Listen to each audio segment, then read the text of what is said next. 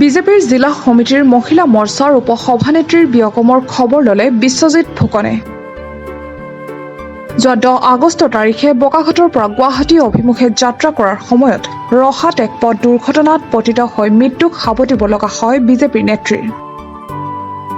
বোকাখাতৰ পূৰবী গগৈ শইকীয়া নামৰ বিজেপিৰ জিলা সমিতিৰ মহিলা মৰ্চাৰ উপসভানেত্ৰীগৰাকীৰ অকাল মৃত্যুত সমগ্ৰ অঞ্চলত শোকৰ ছাঁ পৰে। মুখ্যমন্ত্ৰীৰ নিৰ্দেশ মৰ্মে সৰুপথাৰ সমষ্টিৰ বিধায়ক বিশ্বজিৎ ফুকনে দলীয় সতীৰ্থসহ মৃতকৰ ঘৰলৈ আহি শোকবাৰ্তা প্ৰদান কৰাৰ উপৰিও তেওঁৰ দুয়োগৰাকী জীয়ৰীৰ পঢ়াৰ সম্পূৰ্ণ দায়িত্ব দলে বহন কৰাৰ কথা সাংবাদিকৰ আগত ব্যক্ত কৰে।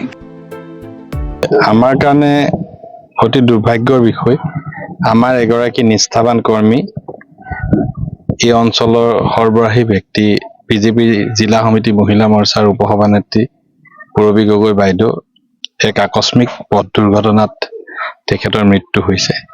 আজি তেখেতৰ ঘৰলৈ আহিলো। দুৰ্ভাগ্যৰ বিষয় যে দুগৰাকী ছোৱালী আছে, দুইগৰাকী ছোৱালী এইবাৰ হায়াৰ ছেকেণ্ডেৰী পাছ কৰিছে, কিন্তু তেওঁলোকৰ পিতৃও ইতিমধ্যে ইহ সংসাৰৰ পৰা আঁতৰি গৈছে। তেওঁলোকৰ যথেষ্ট এটা অকলশৰীয়া অনুভৱ কৰিছে। এই সময়ছোৱাত যাতে অকলশৰীয়া অনুভৱ নকৰে তাৰ কাৰণে আমি সকলোৱে সং দিয়া উচিত, আমি লগত থাকিব লাগে। আৰু ভৱিষ্যতৰ দিনতো দুইগৰাকী মেধাৱী ছাত্ৰী, এগৰাকী কটনত এডমিশ্যন লৈছে, এগৰাকী যোৰহাটত এডমিশ্যন লৈছে। দুইগৰাকী ছাত্ৰীৰ পঢ়া শুনাৰ পৰা আৰম্ভ কৰি বিভিন্ন ক্ষেত্ৰত প্ৰয়োজনীয় যিখিনি সহায় সহযোগিতা লাগে আমি নিশ্চয় আছো। পূৰবী গগৈ ডাঙৰীয়ানীৰ মৃত্যুত মাননীয় মুখ্যমন্ত্ৰী ডাঙৰীয়াও যথেষ্ট চিন্তিত। তেখেতে মোক এই বিষয়ে মোৰ লগত কথাও পাতিছে আৰু মই এই বিষয়ে মুখ্যমন্ত্ৰী ডাঙৰীয়াকো জনাম। আৰু মই আশা কৰোঁ যে ওচৰ চুবুৰীয়া আমাৰ সকলোৱে পৰিয়ালৰ লোকৰ দৰে এই দুইগৰাকী সৰু ছোৱালী হায়াৰ ছেকেণ্ডেৰী পাছ কৰিছে, তেওঁলোকৰ জীৱনটো গঢ়াৰ ক্ষেত্ৰত যাতে আমি একেলগে সহায় কৰিব পাৰোঁ।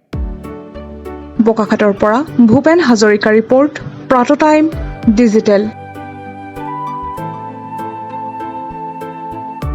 শদিয়াৰ পৰা ধুবুৰীলৈ, বৰাকৰ পৰা ব্ৰহ্মপুত্ৰলৈ সকলোৰে মাজত চিনাকি এটা নাম প্ৰাতঃ টাইম।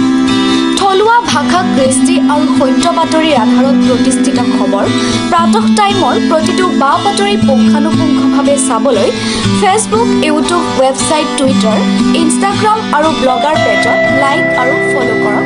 ধন্যবাদ। অসমৰ সংবাদ জগতখনৰ বাবে এক সুখবৰ। আপোচবিহীন ৰাইজৰ কণ্ঠ সাপ্তাহিক কবচ নৰূপ নসাজেৰে পুনৰ এবাৰ অসমৰ ৰাইজৰ মাজলৈ।